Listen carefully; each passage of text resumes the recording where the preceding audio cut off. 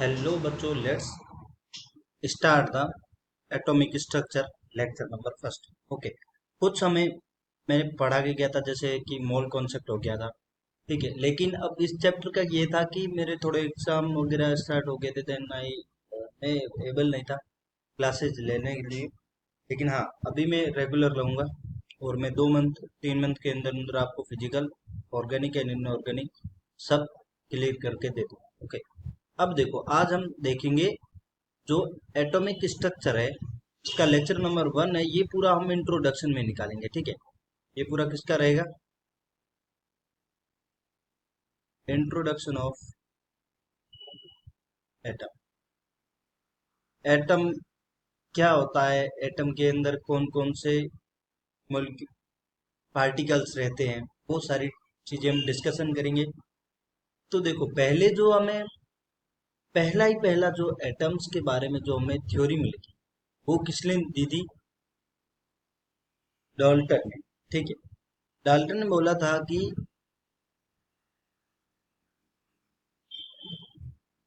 Dalton ने बोला कि एटम का परमाणु सिद्धांत।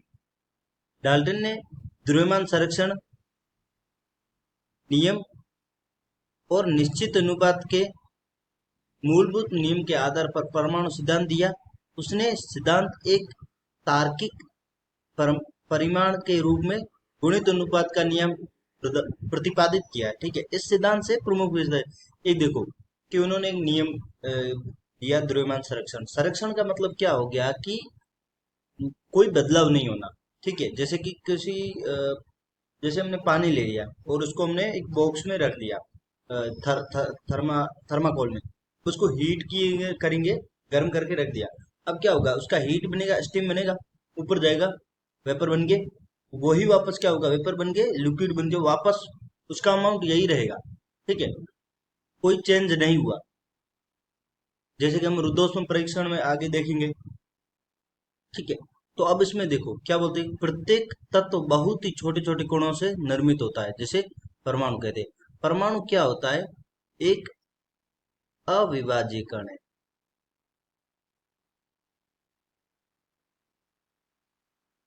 इसका मतलब क्या है कि किसी भी कण को हम कितना भी तोड़े, किसी भी मॉलिक्यूल्स को, लास्ट जो कण होता है ना, जिसको हम तोड़ भी नहीं सकते, वो क्या होता है? परमाणु।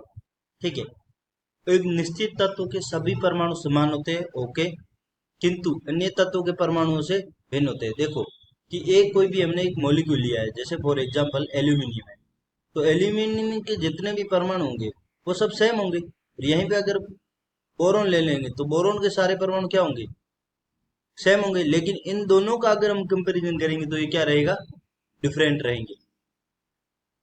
ठीक है, देन देन उन्होंने बोला कि प्रत्येक तत्व का परमाणु एक अंतिम कण होता है, जैसे ये मैंने बोला अविभाज्य कण होता है तथा उसे विशिष्ट द्रव्यमान रखता है। वो द्रव्यमान तो रखेगा ही रखेगा, ठीक है, किंतु संरचनाहीन होता है। परमाणु कोई संरचना निश्चित नहीं होती है। ठीक है, एंड देन परमाणु अविभाज्य होता है। ठीक है, अर्थात इसे साधारण पर अभिक्रिया द्वारा ना तो नष्ट किया जा सकता है, ना ही उत्पन्न किया जा सकता है। यही है द्रव्यमान संरक्षण का नियम। इसे क्या बोला गया है कि ना तो हम किसे उसे बढ़ा सकते हैं, ना ही उसे नष्ट किया जा सकता है। ठीक है, देन बोला गया है एक तत्व का परमाणु रासायनिक अभिक्रिया में भाग लेकर अणु का निर्माण करता है। अणु का निर्माण कैसे करते हैं? फॉर एग्जाम्पल, एक परमाणु है ए और एक परमाणु है बी। जब दो परमाणु मिलते हैं या उससे ज्यादा, तो क्या बनाते हैं? अणु।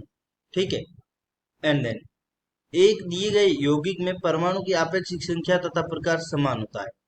देखो, एक यौगिक है, आपेक्षिक संख्या, एक दूसरे के रेस्पेक्ट में संख्या, मतलब डिफरेंट भी हो सकती है और समान भी हो सकती है। ठीक है, देखो, विभिन्न तत्वों के परमाणु छोटी पूर्णांक संख्या के स्थिर अनुपात में जुड़कर संयुक्त परमाणु अब अणु कहलाने का निर्माण करते हैं। वही ये पॉइंट है। ठीक है, देन देन इसके कुछ हमें मतलब गुण अच्छे दिखेंगे, मतलब बहुत बढ़िया पॉइंट दिए, और कुछ उसमें दोष थे। पहले हम बढ़िया पॉइंट देख लेते हैं एज वेल, सब देखते हैं कि डाल्टन का परमाणु सिद्धांत द्रव्यमान संरक्षण के नियम तथा रासायनिक संयुग्मन के अन्य कुछ नियमों को दर्शाता है।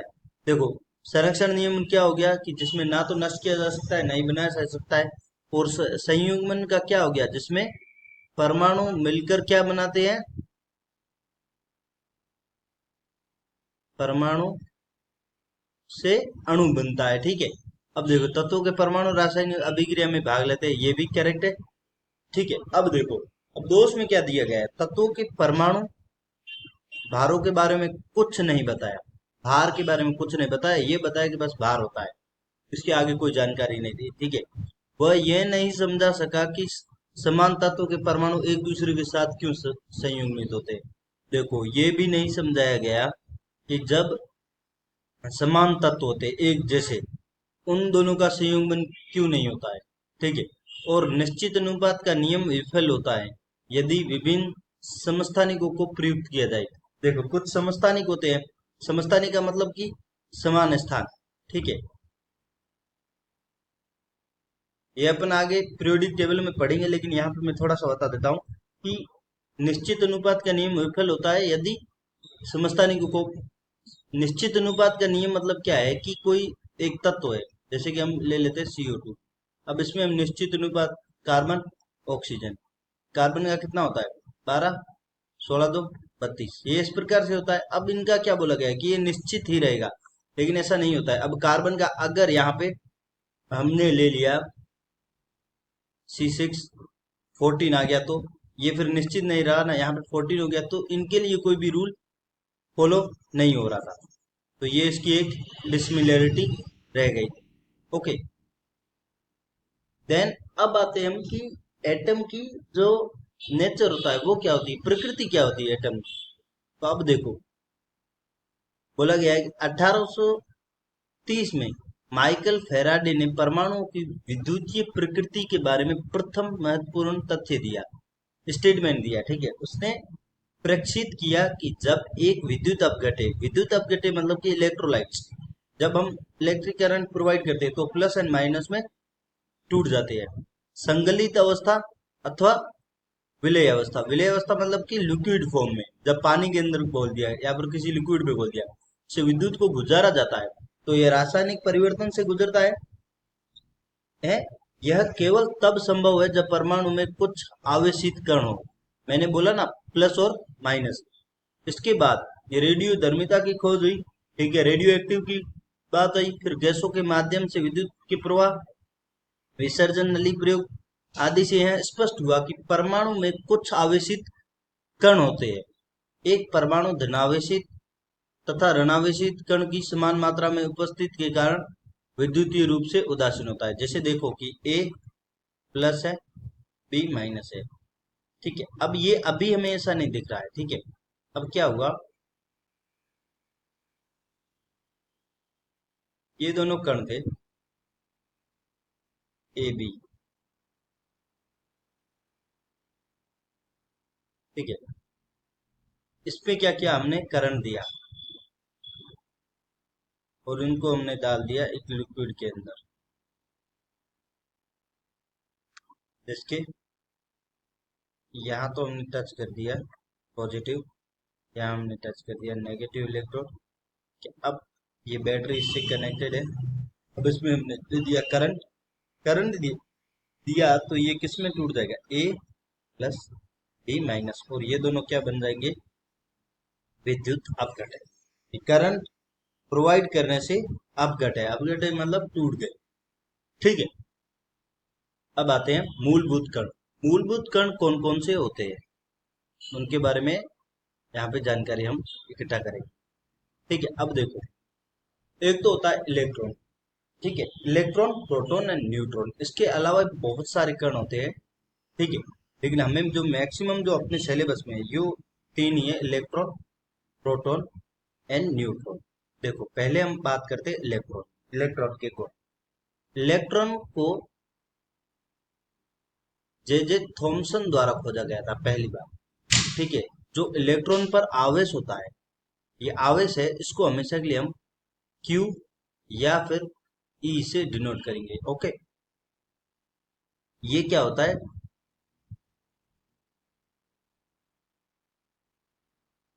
10 की पावर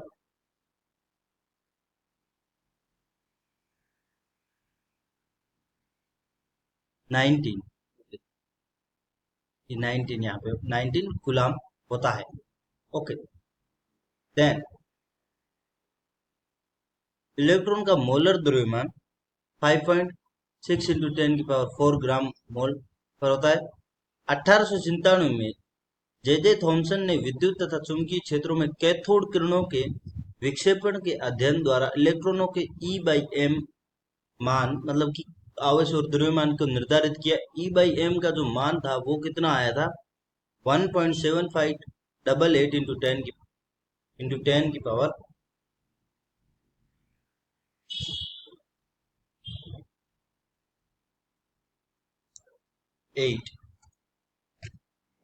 थोड़ा सा यहाँ 8, ये जो है -4 है। ओके, अब ये ई बाई एम का वैल्यू आ गया। देन क्या बोला गया है, इलेक्ट्रॉन पर आवेश का प्रथम यथार्थ मान 1909 में रॉबर्ट ए मिलिकन द्वारा तेल बूंद प्रयोग के द्वारा निर्धारित किया गया था। इसका मापन क्या था, -1.622 इंटू 10 की पावर है, ठीक है, -19 कूलाम पाया गया था।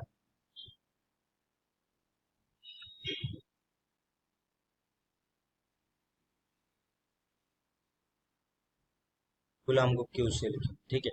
इलेक्ट्रॉन का द्रव्यमान ई बाई एम से परिकल्पित किया जा सकता है तथा इसका मान 9.1 इंटू 10⁻³ 31 किलोग्राम पाया गया, ठीक है, इसका द्रव्यमान पाया गया। एंड देन अब इसके हम कुछ प्रयोग दिए गए हैं। ये क्या है, कैथोड किरण है। अब कैथोड क्या होता है, कैथोड को बोला जाता है नेगेटिव, एनोड को पॉजिटिव। कैथोड किरण का मतलब ये है कि एक हमने नली ली, ठीक है, और उसको हमने उस नली के अंदर कम दाब रखा, ठीक है, कम दाब रखा और उसमें करंट प्रोवाइड किया। तो एक प्लेट थी जिससे नेगेटिव बूंदे निकलने, मतलब क्या बोल सकते हैं, ड्रॉपलेट की तरह, ठीक है, कण निकलने लगे। और इन्हीं कणों को, ये कण है ना, एक वे की तरह दिखने लगे, किरण की तरह दिखने लगे ये कण।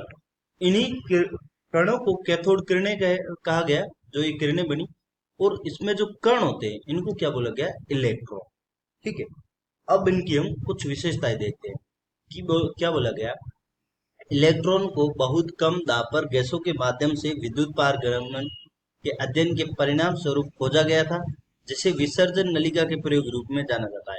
ये एक विसर्जन नलिका प्रयोग है, ठीक है। एंड देन जब 10,000 वोल्ट या इससे अधिक कोटि की उच्च वोल्टता को इलेक्ट्रोडों के मध्य प्रेक्षित किया गया तो अदृश्य किरणों का एक पुंज ऋणात्मक इलेक्ट्रोड से धनात्मक इलेक्ट्रोड की ओर गया, जिसे कैथोड किरणें कहा गया। ये देखो, ये छोटी छोटी किरणें, ये छोटे छोटे कण हैं, ठीक है, ये ऋणात्मक से धनात्मक की तरफ जा रहे हैं। जो कण है ये इलेक्ट्रॉन है, और जो ये रे बन रही है इसको क्या बोला गया है, कैथोड किरणें, ठीक है। देन बोला गया है कि कैथोड किरणें निम्न गुण रखती है, ठीक है। अब हम आ जाते हैं कैथोड किरणों के गुण पर। वो कैथोड किरणें किससे मिलकर बनी होती है, इलेक्ट्रॉनों से। ओके, देखो, इसका परिवहन पथ उच्च वेग के साथ कैथोड किरणों से सरल रेखीय होता है, जो कि इसके पथ में रखी गई वस्तु की छाया पर। ओके, जैसे कि यहाँ पे ये यहाँ से जैसे ही जा रही है तो इसके बीच में जो भी वस्तु आ रही है, ये कोई एक वस्तु है, इसकी छाया कहाँ बन रही है, यहाँ पर, ठीक है। यहाँ पे एक ZNS स्क्रीन होगी, ठीक है, जिंक सल्फाइड की, वहां पर ये छाया बनेगी इस वस्तु की, तो ये निर्वात पंप है। एंड देन अब देखो, कैथोड किरणें यांत्रिक प्रभाव उत्पन्न करती है। यांत्रिक प्रभाव का मतलब क्या हो गया, कि जैसे यांत्रिक का मतलब क्या हो गया, कि मतलब कोई भी हम चीज कर रहे हैं जो दिख रही है। अब जैसे कि इनमें यांत्रिक प्रभाव को इसलिए बोला गया है क्योंकि इसमें क्या किया कि एक, ये देखो, एक हल्का मिका पहिया अक्ष पर घूमता हुआ एक पहिया रखा, और यहां से फिर करंट फ्लो कराया, तो देखा इन्होंने कि, यहां से जब करंट फ्लो कराया तो ये जो पहिया था ये घूमने लगा। अब क्या बोला गया है, कैथोड किरणें यांत्रिक प्रभाव उत्पन्न करती है यदि इलेक्ट्रॉनों के मध्य एक छोटे पद चक्र या पहिए को रखा जाता है तो यह घूमता है। यह दर्शाता है कि कैथोड किरणें द्रव्य तरंगों की बनी होती है जिनमें ऊष्मीय प्रभाव होता है। ऊष्मीय प्रभाव होता है तभी तो ये घूमती है। ठीक है, तो ये पॉइंट भी नोटेड। ठीक है, और ये इंपॉर्टेंट है। एंड अब आते हैं हम नेक्स्ट पर। ये बोला गया है कि जब विसर्जन नलिका में कैथोड किरणों पर विद्युतीय तथा चुंबकीय क्षेत्रों को अनुप्रयुक्त किया जाता है तो किरणें विक्षेपित हो जाती है।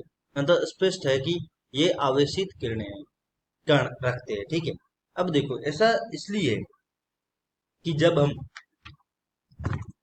इन पे चुंबकीय क्षेत्र प्रोवाइड कर देते हैं, ठीक है, तो ये ऐसे डिसाइड होता है। फॉर एग्जांपल अभी देखो, अभी जैसे कि हमने यहाँ पे हाई वोल्टेज रखा, करंट फ्लो कराया। अब ये क्या है, एक छिद्र के साथ एनोड किरणें यहाँ से निकली। ठीक है, ये जेडएनएस से लेपित एक दीवार है। और ये क्या है, निम्न वोल्टेज, ये विद्युत क्षेत्र हो गया। अब अगर प्लस और माइनस कैसे डिसाइड होंगे, है वो नेगेटिव की तरफ जा रहा है। अब देखो यहाँ पे आप देखोगे कि थोड़ा सा ये ऊपर किरण जा रही है। ऊपर किस लिए जा रही है, क्योंकि ये तो नेगेटिव है। दो समान आवेश होते हैं तो एक दूसरे को रिपेल करते हैं। ठीक है, एक दूसरे को प्रतिवर्ती करते हैं। अब समान है तो आकर्षित करते हैं, तो ये थोड़ा सा पॉजिटिव की तरफ गया। ये क्या दिशा दिखाता है कि जो रे है वो क्या है, नेगेटिव है। ठीक है, तो कैथोड किरणें क्या होती है, ऋणात्मक। अब देखो नेक्स्ट पॉइंट, कैथोड किरणें जब कठोर धातु जैसे कि टंगस्टन, कॉपर आदि से टकराती है तो एक्स रे उत्पन्न करती है। ये याद रखना, तो एक्स किरणें उत्पन्न करती है। ठीक है, जब कैथोड किरणें पतली परत पतली धातु परत से टकराती है तो ये गर्म हो जाती है। ओके, अंततः कैथोड किरणें ऊष्मीय प्रभाव रखती है। ओके, वो तो पहले ही इसमें आपको बता दिया गया था, ये ऊष्मीय प्रभाव था।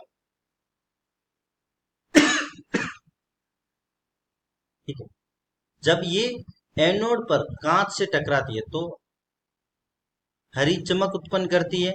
जब जिंक सल्फाइड के पर्दे पर टकराती है तो प्रकाश उत्पन्न करती है। ओके, ठीक है, कैथोड किरणें एल्यूमिनियम तथा अन्य धातुओं की पतली परतों के भेदन की क्षमता रखती है।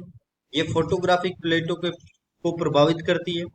सभी कैथोड किरणों के लिए आवेश तथा द्रव्यमान अनुपात अर्थात आवेश द्रव्यमान नलिका में प्रयुक्त गैस पर निर्भर करता है। ठीक है, यहाँ पे थोड़ा सा ज्यादा मिस्टेक हो गया।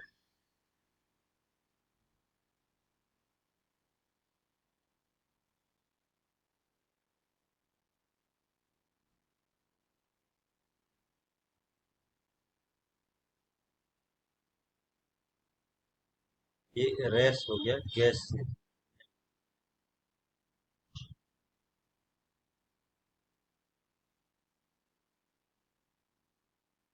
गैस पर निर्भर करता है। ठीक है, अब आते हम नेक्स्ट पर। बोला गया है कि प्रोटॉन के गुण।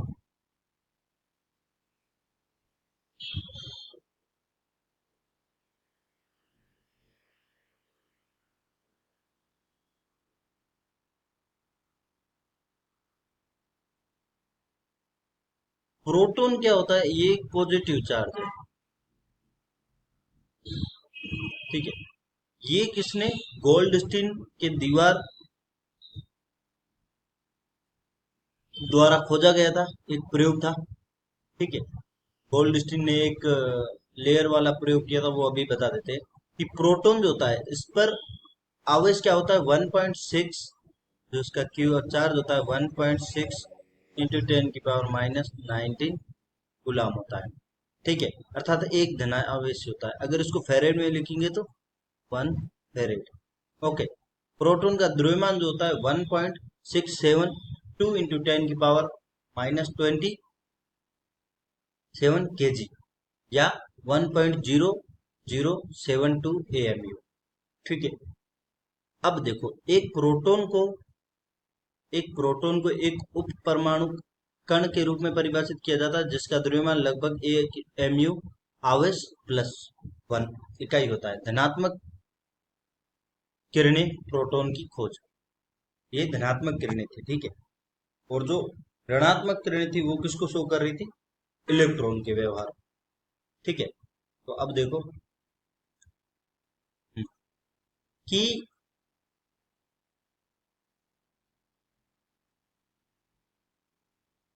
एक परमाणु में धन आवेशित कणों की उपस्थिति को 1886 में ई गोल्डस्टीन द्वारा दर्शाया गया, ठीक है।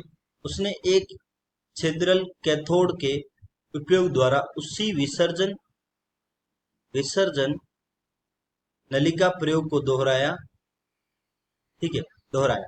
यह प्रेक्षित किया गया कि जब इलेक्ट्रॉनों के मध्य एक उच्च विभवांतर अनुप्रयुक्त किया गया तो न केवल कैथोड किरण उत्सर्जित हुई, बल्कि एक नए प्रकार की किरण भी उत्पन्न हुई जो एनोड से कैथोड की ओर तथा कैथोड के छिद्रों या कैनाल के माध्यम से गुजर गई। उन्हें कैनाल किरणें या कैथोड किरणें कहा गया, ठीक है। अब एनोड किरणों की विशेषताएं निम्न, ये रेखाएं सरल है, जैसे कि ये रही, आप देखो इसकी रेखाएं कैसी थी, एकदम सिंपल है, ठीक है। ये फिर से विसर्जन नली है,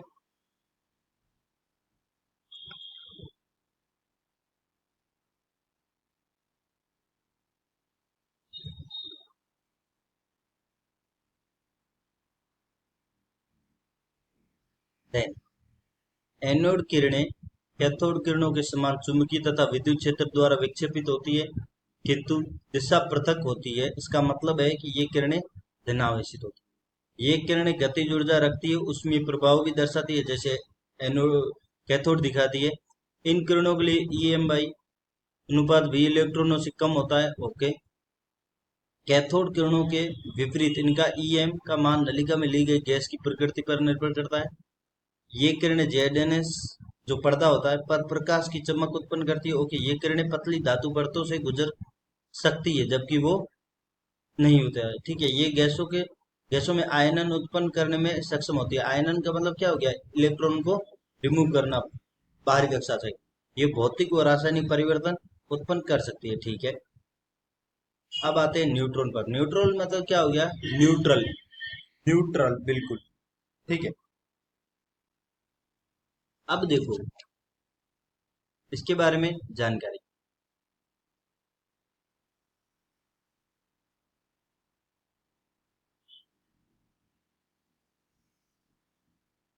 देखो इसे रदरफोर्ड द्वारा परमाणु की संरचना को स्पष्ट करने के 20 वर्ष बाद खोजा गया, ठीक है। यह पाया गया कि हाइड्रोजन के अलावा सभी परमाणु के लिए परमाणु द्रव्यमान, परमाणु क्रमांक, ठीक है, परमाणु द्रव्यमान परमाणु क्रमांक से अधिक होता है। अंततः रदरफोर्ड 1920 ने यह सुझाव दिया कि एक परमाणु में कम से कम एक तीसरे प्रकार का मूलभूत कण उपस्थित होता है। यह विद्युत रूप से उदासीन होता है तथा लगभग प्रोटॉन के समान द्रव्यमान रखता है। इसके ऊपर आवेश नहीं होता है, ठीक है। उसने इसका नाम न्यूट्रॉन के रूप में दिया। जेम्स चैडविक 1932 में उन्होंने क्या किया कि बेरिलियम पर अल्फा कण किसे कहा गया है?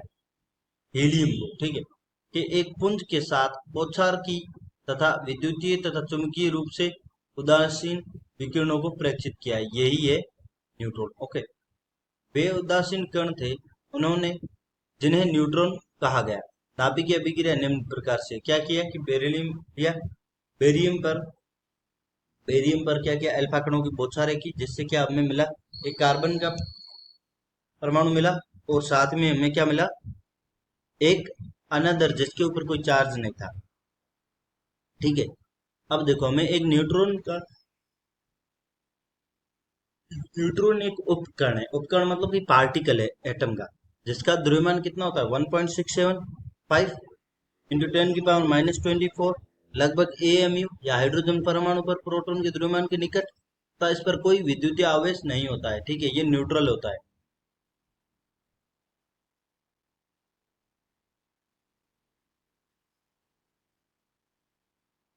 हाँ, नहीं होता है। ठीक है, एंड देन अब आते हैं हम इनकी कंपैरिजन पर। ये रिमेम्बर करना बहुत अच्छा है कि जो कण है, वो कण हम ले रहे हैं पहले इलेक्ट्रॉन। इलेक्ट्रॉन पर, कण पर आवेश क्या होता है? नेगेटिव। ठीक है, प्रोटॉन पर पॉजिटिव और न्यूट्रॉन एक उदासीन होता है। ठीक है, इस पर कोई आवेश नहीं होता है। देन आते हैं खोजकर्ता। खोजकर्ता जो इलेक्ट्रॉन का है वो थॉमसन है, प्रोटॉन का है वो गोल्डस्टीन है, और न्यूट्रॉन का जेम्स चैडविक है। ठीक है, अब परमाणु आवेश। परमाणु आवेश ऐसे देखते हैं कि दोनों पर सेम ही है, लेकिन इस पे क्या होता है? नेगेटिव, और प्रोटॉन पे क्या होता है? पॉजिटिव। परिमाण दोनों का क्या है? सेम है, इस पे जीरो रहता है। या आपेक्षिक आवेश, एक यूनिट इस पे जीरो। परमाणु द्रव्यमान। द्रव्यमान क्या होता है? 9.1।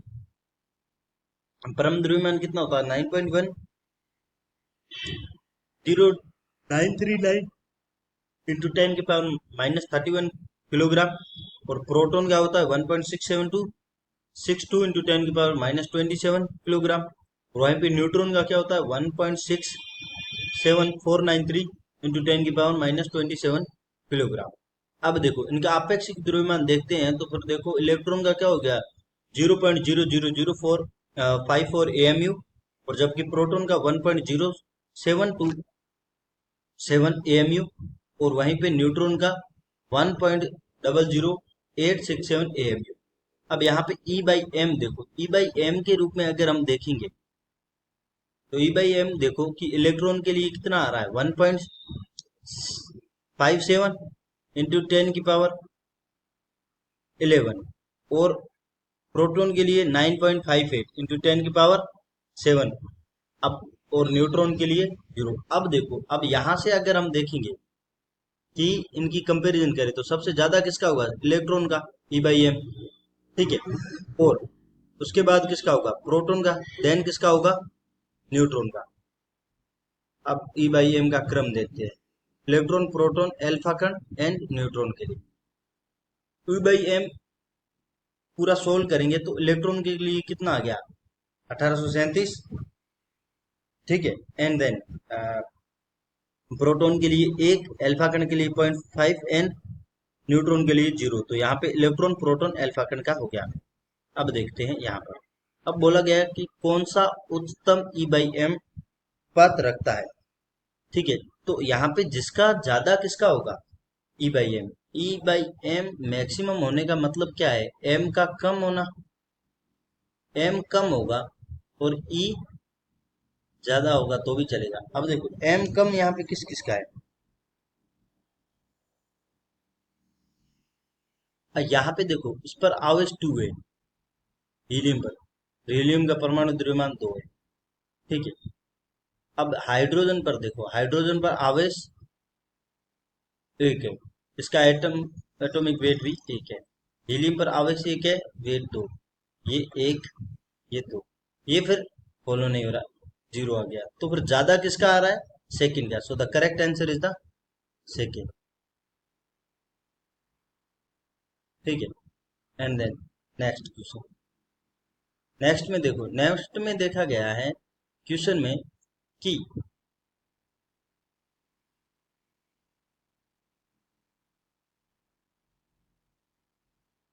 हाँ, नेक्स्ट क्वेश्चन में ऐसे है कि निम्न कणों को ई बाई एम के मान के बढ़ते हुए क्रम में लिखो। अब यहाँ पे क्या क्या है? एक तो इलेक्ट्रॉन, तो देखो एक इलेक्ट्रॉन ले लिया, दूसरा प्रोटॉन है P+, तीसरा हमारे पास है न्यूट्रॉन, तो फिर न्यूट्रॉन, और फिर है अल्फा कण। ओके, अभी हमने देखा कि इलेक्ट्रॉन के लिए कितना होता है? 37। फिर प्रोटॉन के लिए होता है 1, और अल्फा कण के लिए 0.5, और न्यूट्रॉन के लिए 0। तो फिर क्या हो गया? इलेक्ट्रॉन, प्रोटॉन, फिर अल्फा कण, एंड क्या आ जाता है? न्यूट्रॉन। तो ऐसा किस में दिख रहा है? Electron, proton, electron, proton, electron, proton, बढ़ते हुए क्रम, न्यूट्रॉन, अल्फा कण, proton, electron, second, correct. Okay, and then अब आओ यहाँ पे। अब बोला गया है कि न्यूट्रॉन का द्रव्यमान इलेक्ट्रॉन के द्रव्यमान से कितने गुना है। अब उसका हम देखते हैं यहाँ पे। तो देखो कि ऐसे देखो कि न्यूट्रॉन m/n एंड m/p कितने गुना होगा। पहले तो हम न्यूट्रॉन का द्रव्यमान लिखो, 1.675 into 10⁻⁻7 divided by 9.1 into 10⁻⁻। Okay, ये कैंसिल करेंगे तो 10 की पावर कितना चला जाएगा, 4। यहाँ से इनको अगर कैंसिल करेंगे तो 5 मान लो, 3 नियरली कितना चला जाएगा, 8